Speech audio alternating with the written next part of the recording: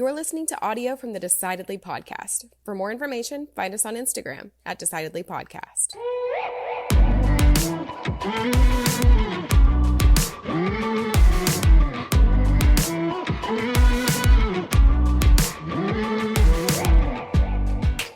So you were saying why you wanted to have Fotini Iconomopoulos on. The reason that I wanted to have her on as a negotiation expert is primarily to help you.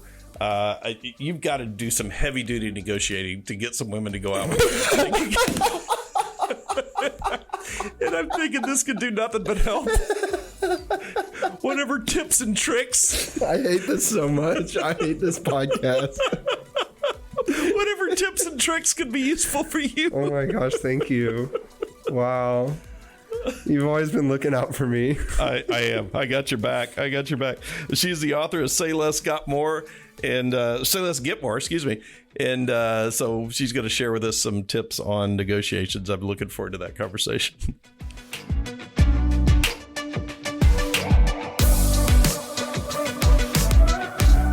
We're here. We made it. Hey, how are you doing, Fotini? Hi, gentlemen. We're fantastic. I'm great. How are you? I was actually looking forward to talking to you. I had connected with you and sent your information over to Morgan. I said, I want to talk to her about negotiation because it comes up a lot in conversations that Sanger and I have. Yeah, so we're always negotiating with each other. You know, we're just I can only imagine. Fighting over everything all the time. So negotiations, you know, I think that's one area of life that it can go everywhere. It can go as you can apply that skill as broadly as you want.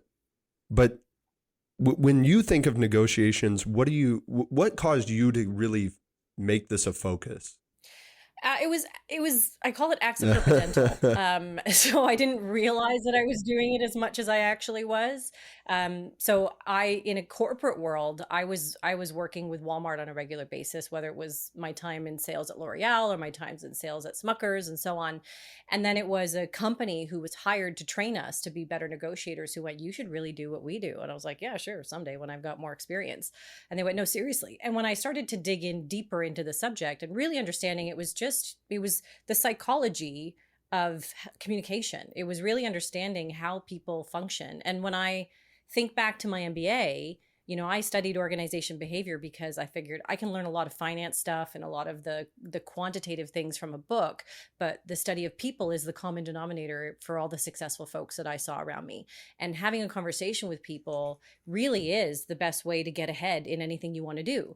And when I reflect on it, I mean, it's a running joke in my circle that I've been nicknamed the negotiator by my dad when I was a kid, because if you grew up like me, if you've ever seen the movie My Big Fat Greek Wedding, that was my life to a T. When you have a strict big fat Greek dad, you need to negotiate your way out of the house, like to go to friends' houses, to go away to university, to go to prom, to do all of those things. It was just constantly me refining those skills that I was using, you know, later on in boardrooms and with friends and with managers and with peers on a regular basis. So I have the luxury of being able to study it on a daily basis and dig in deeper, I'd say, than most, but I've been practicing it for a really long time without realizing how in-depth Is there something unique it. about Greek culture that you found that makes negotiation more, you know, important? And that sounds almost like a silly question, but, you know, anyone who's traveled has been into a little shop to try to buy a, you know, little trinket that they're going to take home, place on their shelf and remember their trip to Croatia by for the next 20 years. And I always get shocked at how people in those different corners of the world transact in those areas. It's almost expected, it seems like. Yeah, some places they definitely want you to. Well, that's just it. I think for me, it's exposure, right? So I always had the exposure of doing it. My parents are immigrants, so they came from different cultures when they came to Canada. And so it was normal for them to do it, because if you ever go to a market in Greece, you're negotiating the heck out of everything, like for your tomatoes or whatever it is that you're buying when you're in an open market like that. So it was normal and part of our vernacular to do it. So when I negotiated my first mortgage or something like that, and someone said to me, you could negotiate your mortgage, I'm like, you thought you couldn't? Like, it was normal for me to go down that path because I'd had watched, my parents do it in Canada for so long. And then when I would go and visit Greece, it was totally normal for me to participate in it. So then when I started traveling on my own and going to Asia and going to South America and all these places, it was just another skill that I had that was completely normal to use. Whereas I don't know that in North American culture, we're quite as accustomed, or we automatically think about doing it in some I'm not sure if you'll agree circumstances. with this, but to me, it seems like it's very common for us, at least in North America, to be apprehensive about initiating a negotiation. But what I found, at least in my personal experience, that it's not like the other person ever is offended by that negotiation. That happens far less than my own fear of the negotiation beginning. Yeah. And that is a very common sentiment. I mean, that's why people come to me all the time. They're worried. What is the other person going to say? And part of my job, part of how I coach people is to go, well, how do you mitigate that risk? What is it that you're going to be doing or saying that is going to be so offensive? And most of the time, we're not going so far beyond into insulting territory. You have to be a little bit mindful of, if you're going into a salary negotiation and you want to get $100,000 salary, you don't go in asking for $200,000. They're going to laugh you out of the room. That would be, ridiculous, and you don't want to look foolish. But there are so many instances where our gut instincts will lead us to a place that's completely reasonable. Well, people will go, oh, look, that's not what I'm capable of, but here's what I am capable of. If you go in there with an arrogant demeanor about you, then odds are it's going to not be received very well. But those aren't the norm when it comes to negotiation, even though that's might be what we see in pop culture. We see it in movies, we see it in TV shows and things like that. It's fiction. It doesn't actually happen like that most of the time. But when we see that image in our pop culture, that I think is what is holding so many people back from wanting to attempt what is a completely reasonable negotiation. I think you're so right. And I think, Sanger, there's that fear that if I try and negotiate that, am I going to look, cheap, or am I going to look like I don't really have business acumen? Because, God, why would you even ask that question? How do you know when it's appropriate to negotiate and versus when not to? Well, I'd say it starts with asking questions. It starts with going in and being curious. So who are you dealing with? What is the norm for this person? What are some of their boundaries? Start asking them questions like about their business and who they work with and what their working style is like. And you're going to get to know a little bit more about what some of their boundaries might look like, or where you can push some of the limits a little bit more. And there's other places where it's really low risk. Like in my book, I talk a lot about, I use one example over and over again because it came to mind when I was traveling through Thailand and, I see tourists buying elephant pants. When you're going into those places where you're never going to see this person again, the person who's selling you the elephant pants or a souvenir on a beach in Mexico, you're not going to deal with them ever again. It's very low risk. So why wouldn't you try it when the risk is a little bit higher, when you're talking about potential employers or potential clients and folks like that?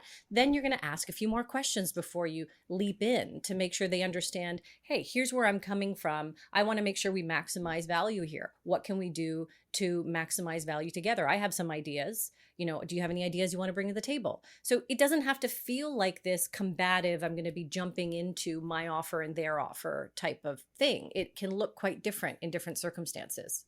Yeah, and I was Sanger, talking. just to be clear, elephant pants are not pants you put on elephants. So just Thank you for that clarifying. clarification. yeah, I thought you might miss. I was talking to a friend about issue that I was dealing with, and I asked him this question. I said, "Am I being narcissistic in this interaction that I'm having with this other person?" And he said to me, "I don't think that someone who is a narcissist would ever ask that question." And I think that that kind of applies in the same way to negotiations. Like, I'm scared of looking cheap or looking like a jerk or looking like I'm ungrateful or whatever. It's like, hey, someone who is ungrateful is probably not super concerned about appearing to be ungrateful because they don't know that they're ungrateful, right? Yeah. They're not consciously saying, I am ungrateful for my employer for what they've done or whatever it is. They just are ungrateful. And that can kind of hold us back from a lot of the things that we might want to do or say because we're worried about being perceived in a way that we would never be perceived because we're already aware of that risk in the first place. Yeah, I think that self-awareness is almost a double-edged sword, because the greatest negotiators I know are extremely self-aware. They are conscious of, how am I being perceived by others? And that, so if I, what is it that that person would deem as ungrateful? What is it that person would deem as greedy? And how do I work within those boundaries? What can I do to minimize that perception? So it's thinking about, how is this other person thinking and feeling right now? And you're right, a narcissist really isn't all that concerned about it. They're just concerned about navigating things to get their way, and they don't really care who they plow down in that process. I do a lot of reading and learning about, I encounter quite a few narcissists, but I also spend a lot of time studying them. So it's an interesting subject area. Okay, I'm taking that as an official diagnosis that I'm all good. That you're good to Well, go. I'm not a trained No, psychologist. no. I heard you your say it. You question- said you're not a narcissist. Yeah, don't crawfish on it now. Yeah, you don't take gave it him the back. award. I think we all do there's some negotiation in all of our interactions. If, as an advisor, I don't really negotiate with clients, but, I think you have to find that level at which somebody will agree with what the advice and the implementation strategy is. If I'm asking them to save too much into an investment to meet a goal, even though mathematically that's what it's required, maybe I've got to negotiate down to where their comfort level is. And so I think there's a lot of that goes on in my, in my personal life. I always look at places where I've negotiated, and there's sometimes I didn't think, negotiation was possible. I was buying a business several years ago, and the bank was just slow walking. And, we had, they said, oh, these are the terms. This is the term, this is the interest rate, whatever.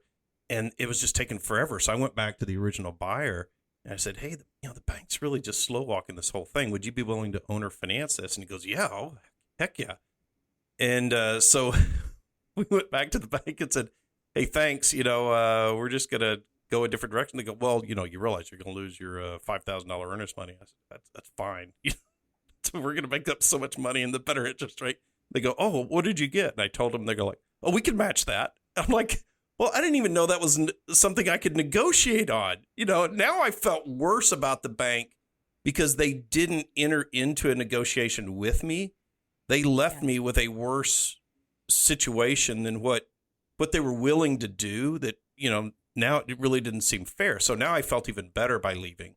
So I think one of the things that when we're dealing with people, it would seem, is make sure that we're being upfront, being ethical, just out of the gate. Even if somebody's not willing to negotiate, don't take advantage. Well, I mean, and that's one of the dangerous things is, those of us who are in the behavioral science world are kind of like, use these skills for good and not evil. So, you want to be operating ethically at all times. And when it comes to a good outcome in negotiation or a satisfactory outcome, trust is truly required. Maybe not when you're, on a beach in Mexico in that one-off deal that's going to be done in 30 seconds, but when you have to deal with someone for more than 30 seconds, the amount of trust increases as the stakes are higher, as the consequences last longer, as the relationships need to be used. And so I've been in that exact situation where I walked away from a bank because I went, you shouldn't have been withholding from me so much. I don't trust you. And now I'm going to your competition. And that trust is so important. Doesn't mean you have to be fully transparent, put all your cards on the table, but people will start to read when there are tactics and when there are underhanded strategies involved. And, I have a former Dutch colleague who said to me, one of their sayings was, trust arrives on foot and leaves on horseback. So it takes a long time to build up, but it's gone in an instant. So you need to be really careful, because if you lose that trust, you're losing a customer probably for life. You're losing that transaction, which could have repercussions for a really long time. And so trust is one of the key ingredients of a successful negotiation. Yeah, that makes all the sense in the world. I was negotiating on selling a business, and, on the other side of the table, the buyer in this case was going out of his way to point things out to me that I didn't know nor bring up that were benefits to me that I was entitled to, and say, hey, well, I'm going to make sure that I pay you for this. And I went, wow, you didn't have to, you could have never said that. I would have never known about it. I would have never been upset by it. I would have totally accepted it, and it would have never been something we discussed. It was like, well, I mean, why would I not? And it was so telling to me, because I had to share a laugh with him and say, well, you wouldn't.